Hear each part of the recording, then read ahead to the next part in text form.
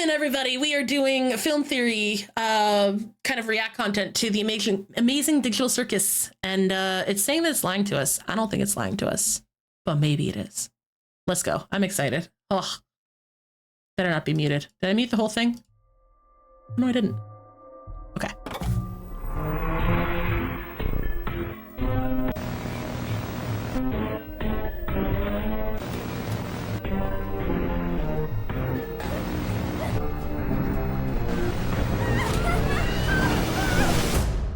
There is no escape. Ever. Shit. Hello, Internet. Welcome to Film Theory, the show that'll be theorizing day after day after day after day after day, and we don't know why. Let's talk about the amazing digital circus, shall we? You, my friend, stumbled into an incredible world of wonders where anything can happen, except for swearing. Oh my god. In case you aren't caught up with this one, this is I'm not gonna lie, I'd swear so fucking often in there, I would just be bleeped out. Most of the time, you wouldn't be able to hear anything I'd say. It would just be beep, beep, beep, beep, beep, beep, beep, and then beep, beep, beep, beep. It'd be that the whole fucking the time. latest series from the creative geniuses over at Glitch Productions. This one was written, produced, and directed by Gooseworks, a talented artist who also composed music for both Has Been Hotel and Hell of a Boss. And their Wait, what? Wait. That's where it comes from? Wait, I had no idea that they did music for them too. That's super cool. Ah, I really need to look into more artists and people who put on productions like this, for fuck's sake. I had no idea. Really come through with this one. I gotta say, you guys went crazy recommending this one to us across comments, GT Live, and our subreddit, and it's pretty darn easy to see why. Between the amazing animation, gifable moments, and incredible cast of characters, and a storyline wrapped up in like 18 different layers of mystery, this is the perfect show for us to dive into. Which means that if you haven't watched the first full episode yet, go do it. Watch it after this theory. Though I'd be surprised if you hadn't, because this thing already has like 30 million views across the platform. I hadn't watched it until very recently. I had no idea what it was. Like, if it wasn't for all of you guys, I probably would not have watched this. It didn't, like, just seeing different promos for it did not hold my interest whatsoever. I'm like, I keep hearing about the amazing digital circus. I don't know what this is. It doesn't look cool to me. And then I watched it and I'm like, oh, fuck. It is doing mighty well for itself. But just so we're all on the same page for today's theories, the pilot follows a woman named Pomni, who's thrust into a strange digital world styled after a circus, alongside 5 other humans. Jax, the lovable jerk, Ragatha, the sweet optimist, Gangle, who can't hide her emotions, Zooble, who's made out of a bunch of random objects, and Kinger, who's been trapped there the longest and has gone kinda crazy as a result. The whole circus Kinger's fine. Kinger's kicking it. It's all good. Is run by a ringleader named Kane, who according to the show's website is a quote wacky AI, and all of the humans are just Wait, he's subject to AI? every women desires. Gadzooks, you're right, Jax. We should have a brand new adventure for our new member, Pomni. I said that like 5 minutes ago. However, the humans don't necessarily want to go on these. But wait, isn't one of the episodes he like goes out to eat and everything and whatnot with like one of his minions? So how the fuck is he an AI if he's doing all of that crap? Whatever. Adventures, and they're constantly trying to find ways of getting out. This has even driven some of them insane, leaving them abstracted, where they devolve into monsters. Case in point, the clown Kaufmo was obsessed with finding the exit, and abstracts just Poor before Kaufmo Pomni shows up. Oh, Kaufmo's been obstructed. It's okay. What is that?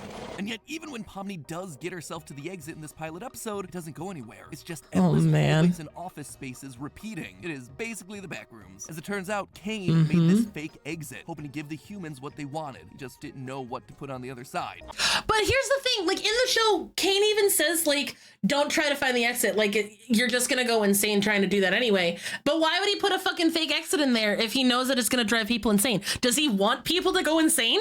Like, does he want people to become abstracted? Like, there's a theory that he is a human moderator pretending to be an AI. Ooh, interesting.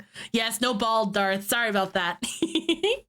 I do have to apologize for lying about the exit. I was having so much trouble figuring out what to put on the other side and ended up never quite finishing it. And more or less, that's where we leave the colorful cast of the amazing digital circus after this first episode. Now, already there's just so much world building here for us to dig into. So many questions posed that we want maybe you're an AI?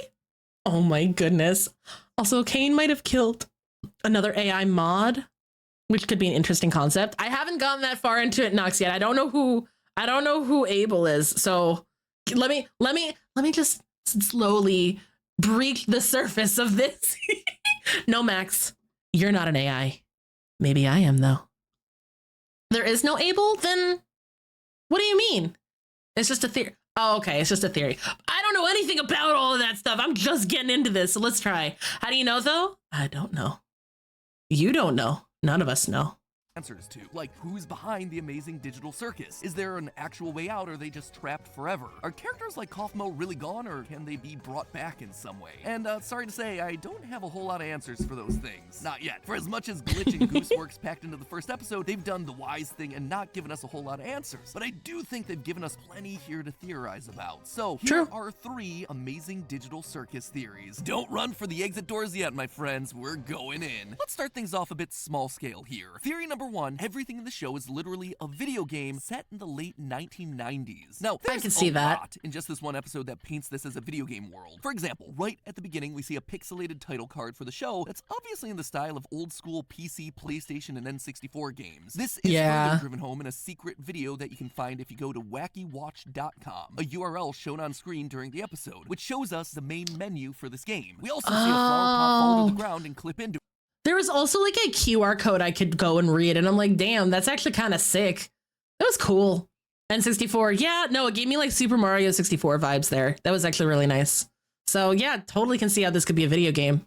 Kind of like an old school source engine glitch. Kane mentions that he created the digital world in the weird backrooms office area in a way that's very similar to how a game developer would create world spaces. Plus, when Pomni first enters the world, she says this: I put on some weird headset and Yep. now I'm here. Again, directly implying that the whole thing is a game. She put on a VR headset and was transported into the world of the digital circus. All of that checks out and should be pretty darn obvious to the casual viewer. But what you might have missed is the fact that this is set in the late 1990s and not the present day, like you might expect from something talking about using VR headsets. And there is a lot of circumstantial evidence that points us to this conclusion. First of all, basically all the tech that we see throughout the series seems to be pulling straight from the 90s. Anytime we see a computer in the show, it's always the white boxy styled CRT monitors and large white computer towers reminiscent of floppy disks. companies like Dell and Gateway back in the 90s and early 2000s. Oh god, Gateway! That's a whole throwback to when I was a kid. Fun fact, you guys, I may have blown up like 2 or 3 computers trying to play CD-ROM games when I was like 3. Whoops. This is both in the actual episode and in the off-site material as well. In that same Wacky Watch commercial, we see a real-life computer with the same old-school design. What's more, the beginning of this Wacky Watch video says that this was an old tape recovered on a date that's censored. And given the degradation on that tape, implies that not only is this video old, but it was also recovered in the past as well. But this goes beyond just the tech that's used in the series. Many of the characters and iconography from the show are very reminiscent of popular characters and ideas from the late 90s and early 2000s. Pomni's gesture design takes a lot of cues from Sega's old Nights into Dream series. Jax shares design inspiration and a similar name with Max, the rabbit from the Sam & Max games. Bubble clearly takes cues from Super Mario's Chain Chomp. Chain Chomp, yeah. And Angle were both inspired by characters like Poppy the Performer, an old Japanese 3D animated series, while Kane and the digital circus setup's very reminiscent of the villain and plot of I Have No Mouth and I Must Scream, a short story. I gotta say, I knew none of those things. I absolutely knew none of those things. And now I'm just like, man, I gotta go look all of those up.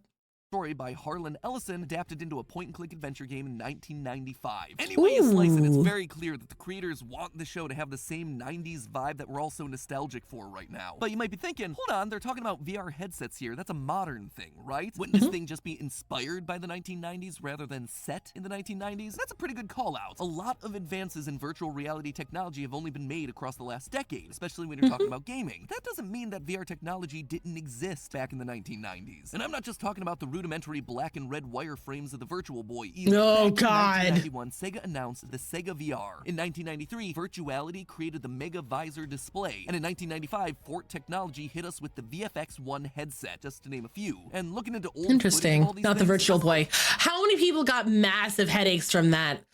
I had an ex who got like a huge headache after playing for like, I want to say 15 minutes. And then he ended up almost getting sick because he kept playing instead of stopping, you know, like a normal person. God, I never had one either. I was also, yeah, I was too poor for that. Same, Max. What's up? too dissimilar to the sort of world that we see in the amazing digital Circus. Simple, flat textures, rudimentary shapes and polygons. There's not a lot of detail here, but that's for good reason. These headsets, they couldn't handle a lot of detail. True story, No, they couldn't. Have some first-hand experience with these rudimentary headsets. The Great Lakes Science Center in Cleveland, Ohio actually had a special exhibit on VR technology in its basement. Oh, Ohio. And it blew my mind. With the amount of wires and cables these things took to run, it felt like you were jacking into the Matrix. And you had to wait 45 minutes to put on one of these headsets, but all of a sudden you were dropped into a video game. It was simple. I was walking through a purple field with a bunch of green triangular mountains in the background, but it was But you were effective. there. It captured my imagination for VR tech is kind of scary sometimes. Well, yeah, I think, what was it? Google had this one that came with like one of their like Google Pixel phones. I had a Google Pixel phone like a while ago, and it had like a Google goggles that came with it. And I just remember I was super excited. I put my phone inside of it and I put it on, and it was like, you're standing on this mountain, and I'm like, oh my God, I'm going to be sick. But VR tech is really, really cool because it's like, it tricks the brain into thinking, yeah, you are there, you know? Like the new Apple AR set is so dehumanizing in terms of being social in public. Well, we don't want to. Here, I wouldn't say wear these things in public. Like, do it in the comfort of your own home. I don't really want to do the Apple AR headset. That is not anything I want to touch for a very long time. No, thank you. But if we can get to like Sword Art Online levels in my time, I would be super, super happy about that. I don't mind if I'm like 103 on my deathbed. Nah, give me the virtual headset. I'm going in. decades since. So much so that even though it was a 5-minute experience that happened in my life like 2 decades ago, I still remember it vividly to this very day. Anyway, MatPat childhood stories aside, the long and short of all of this, everything that we see in the series is pointing to this taking place in the past and not in the present. All of this has already happened from our perspective. We're just watching the events of the game unfold. So now that we know that we're in a 1990s video game here, let's dig a bit deeper, shall we? Theory number 2, Pomni helped create this hell simulation that they're currently stuck in. It's a pretty bold claim. Exactly, so Cloud, yeah. Say that. Well, a couple of things. Firstly, one of the scenes that really jumped out to me while I was watching and rewatching the pilot was the sequence where Pomni's running through the back rooms on the other side of the exit door. At one point, she enters a more traditional looking office space with computers and cubicles before stopping and staring at one. Reminds me of like an SCP. This is a big moment. We linger on this shot for a long time as a classic horror-esque dolly zoom hits both the desk and Pomni before she has herself a psychological break. The lights start to flicker and she cackles uncomfortably before running on. The whole thing is really menacing and off-putting and clearly meant to leave us with a big impression. Why? Well, because this desk isn't just some simulation that Kane cooked up in the back rooms. It's based on a real place in the real world of this universe outside of the simulation. A place that we actually see in the episode. At the very end, right before the credits roll, we zoom out of the circus and through the void. What if that's where Pomni put on the headset? Like, why? What if that's where Pomni was sitting? And I know she doesn't remember anything about the world, but maybe she's having a psychotic break because she is like somehow remembering putting on the headset right there. And that's why it's like fucking with her brain. Oh, dude. Oh, what are we watching? We are watching Film Theory's The Amazing Digital Circus. I keep saying amazing because I'm combining amazing and digital. Fuck me. The Amazing Digital Circus is lying to you. We're watching some lore videos on The Amazing Digital Circus, a show that is on YouTube. It's got 2 episodes right now, and I've only recently watched it because I wasn't interested in it. And then I was just like, you know what? Fuck it, I'm going to throw it on. And I threw it on, and I'm like, oh my God. Oh my God, there's so much here. You're onto something? That's what I'm thinking. Oh, I love this kind of stuff. Oh, I love lore videos. I love getting into all of it. Don't get me started on FNAF. I will go down a rabbit hole with that. Oh. Revealing that all of this has been taking place inside of a computer. That makes sense. We've already established that this right here is a big old simulation. But take a look at the computer and the desk. It's the exact same setup that we saw earlier in the episode in the background section. The same old equipment on the left, the same file cabinets on the right, the same retro monitor and keyboard and computer tower and speakers, the same VR headset and headphones. This is exactly the same. But clearly this one's in the real world. Not only have we literally zoomed out of the computer, implying that we're no longer in said simulation, but the lighting in the scene is much more natural. It's warmer. Sunlight is streaming through the nearby window, all at an angle because the sun's lower in the sky. This is not the flat computer simulation lighting that— Wait, I'm curious about FNAF. I don't like FNAF because of the gameplay for the games. I really enjoy FNAF because I like the lore for it. I will admit, it flew off the handles in later games and books. But I enjoyed the essence of the beginning of it and just wanting to know more and more and more. So FNAF still holds like a place dear in my heart. I will still go off the handle talking about the different the different theories with it, but I am very interested to see what's going to go on with the movie later on this. I think there's another movie. I think there's another movie this year. If not, then I'm fucking crazy, or I'm mixing it up with something else. Oh no, it's not. They're doing something in August for like a collab, and I'm hoping it's going to be with Fortnite. But we'll see. We will see. I don't think I've heard it. It's way too much to get into right now. Don't worry. You're gonna fuck to bed. Good night, Viridian. Have a good one, hun. Welcome in, Stashy. Stop him, No, but yeah, we're gonna focus on the amazing digital circus now. All right. So yes, Hemlock is always gonna do that too, Stashy. So ha.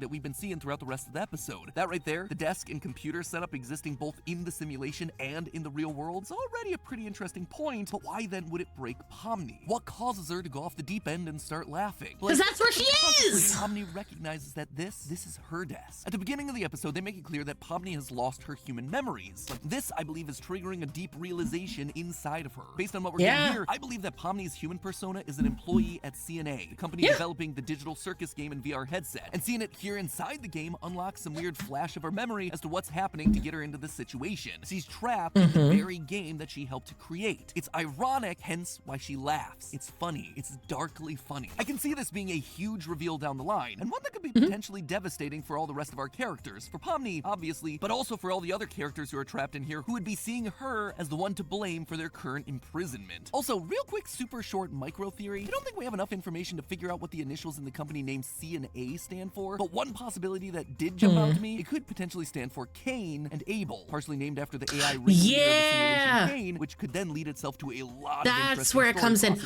see, okay, that makes sense about why you were talking about Cain and Abel earlier. I didn't make that connection. Okay, I understand what you're talking about, Nox. Got you. Okay. Also, Stashy, I'm doing very well. I hope you're doing well too, hun. Mwah. We're watching a lore video and holy fuck.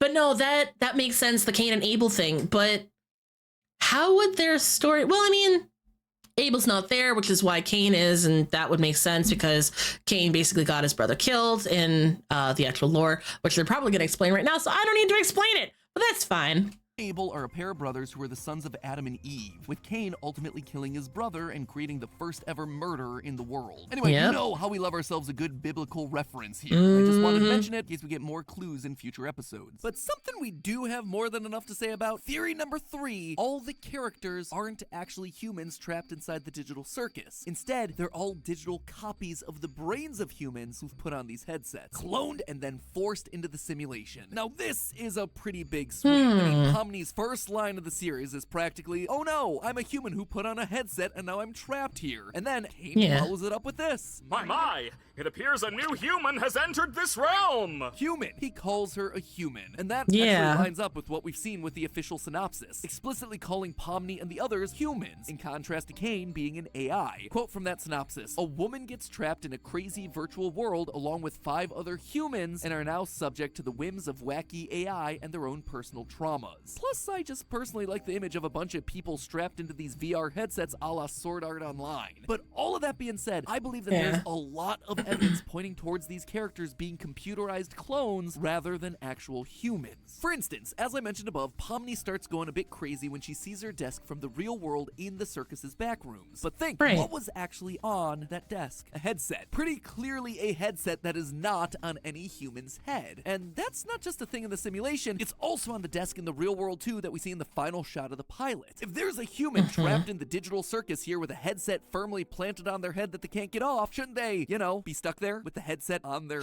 I was gonna say, yeah, like that's kind of weird if you're just... What if you're just working one day and all of a sudden you just see like one of your coworkers just become a vegetable just laying there and you're just like, oh, well, lost another one. Like that doesn't work, you know? What if, oh, my head is going crazy with theories right now.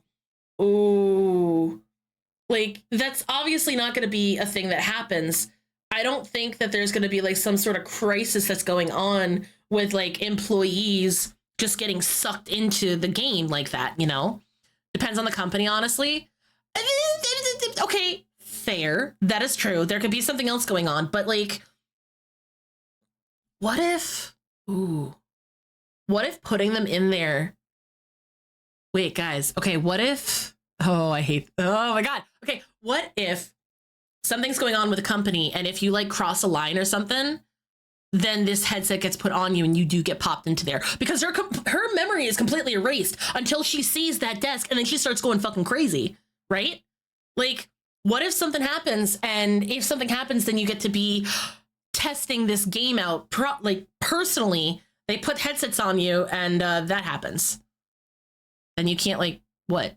Tell anybody what's going on. You can't tell anybody out in the real world, like what is happening with the company. You're compromised at that point, and so you're put into this world to quote unquote test it. Ooh, it's like a jail cell.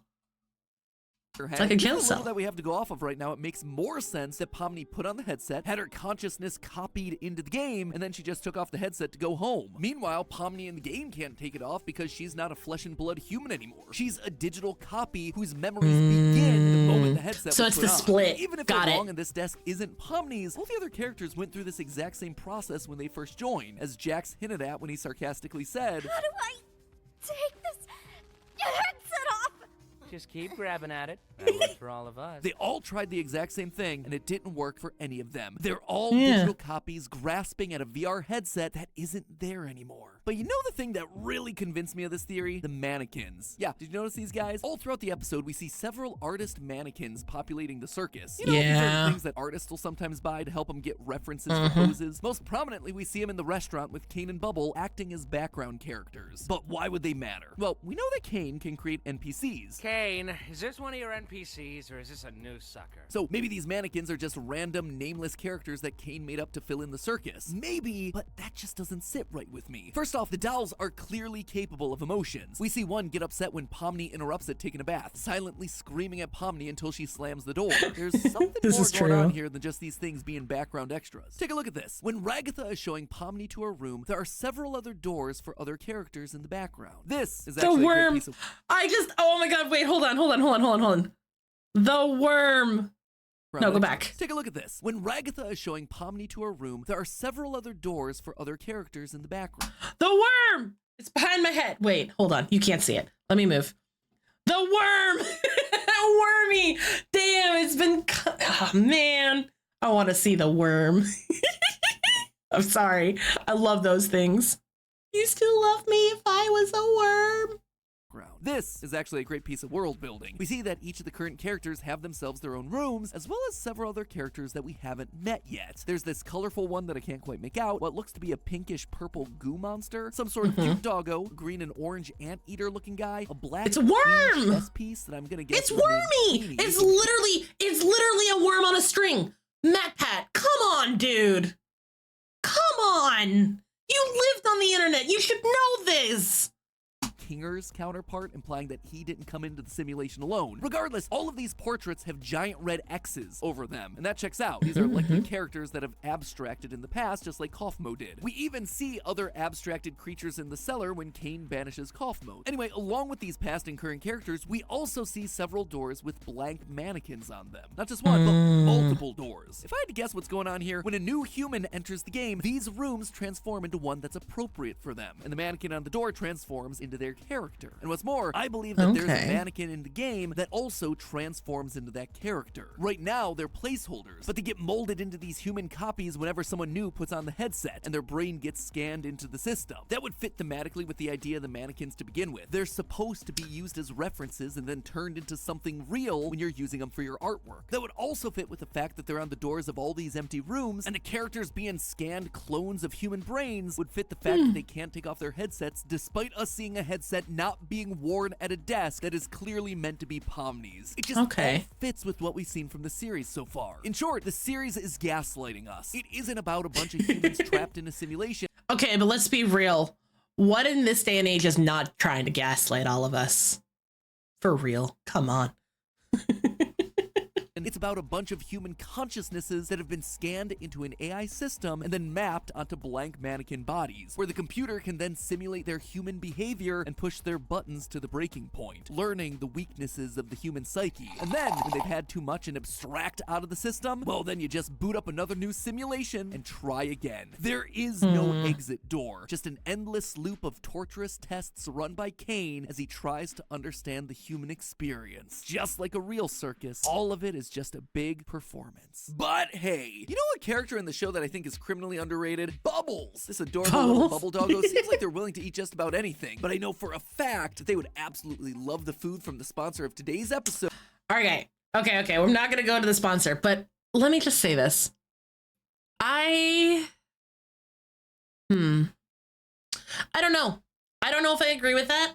Like, don't get me wrong, Matt Pat makes some good points, but I don't fully agree with that. I think there is way more going on here. Mind you, he only references the first episode in this one. I've seen both episodes. Like, I was gonna say, with him talking about the NPCs, I'm like, literally they go into the back rooms with the NPCs in the second episode. So like, I don't understand. Like, no duh. I don't think it's just uploading your mind and consciousness. Excuse me. I think there is a deeper, darker meaning, because this show is very dark. It's part of the reason why I really like it, and I'm excited to see more. I don't know. I think something like the company putting this headset on you and you being stuck there is more plausible than just having your consciousness uploaded. Like, I don't know. Could you imagine like the world is actually like apocalypsed and the Amazing Digital Circus is like an arc? No, I don't think it's like that. I don't think it's like that at all. I think the company is corrupt. There's a reason that we actually see the company. If Kane is AI and he created like what was behind the exit door and everything, I don't think about this for a sec. AI takes things that it is programmed into it to create other things, right? It can do something like that. So what if, the name of the company, CNA, was programmed into the AI because it's just something that it's learned from. That's where it comes from, and that's why it's in the Digital Circus now. I still think there's a darker meaning. What are they, Vault Tech? So like, Pomni saved the other humans from Doomsday and jumped in after. I don't think so. I don't think so. I think there's too much of a time span between them all. Thank you for that ad warning. Heck yeah. I don't think Cade made the exit door. What's behind it? I think Cade is a big old liar. Well, I think he's a big old liar too, but I don't agree with Matt Pat's theory on this. I don't think it's just uploaded consciousness. I think it has a big, deeper, darker meaning that we're going to find out in the next few episodes. Let me see. Did you know the person who made this got the idea from the IAM story? What's the IAM story? I'm curious. Oh wait, Matt Pat? Yeah, it's Matt Pat. But no, I think there's a lot more to this than the simplicity of this theory. Usually with Matt Pat, I'm used to his theories like going off the chain, like wild and crazy. This one is very plain and basic, and I was expecting a lot more. But that's just me. That's just a spooky theory. I don't know. I guess I wish there was more. I wish there was more, and I know there's more theories on it, but also help your days been. Well, I'm tired. I understand. Enjoy your lurk, Seraphs. Horror story about a supercomputer becoming rogue and absorbing the other AIs and becoming evil. Oh, so just like any AI story? No. I am excited to see more with this. I'm excited to see where this could possibly go. I want to see more of the Amazing Digital Circus. Even though I wasn't interested in it, I am very interested in the lore. I think it's way darker than everybody else is thinking. even like just killing off the NPC at the very end of the second episode. Like, I knew that was coming, but like, it still fucking sucks, man. So yeah, you should check out Welcome Home. What's Welcome Home? Maybe I will. It's supposed to be a very good story, but very, very dark. Yeah, exactly. It's supposed to be very, very dark. So I think there's going to be a lot more with corruption. I think there's going to be a lot more corporate stuff, and we'll find out why they're actually in this circus. Maybe not up front and explicitly.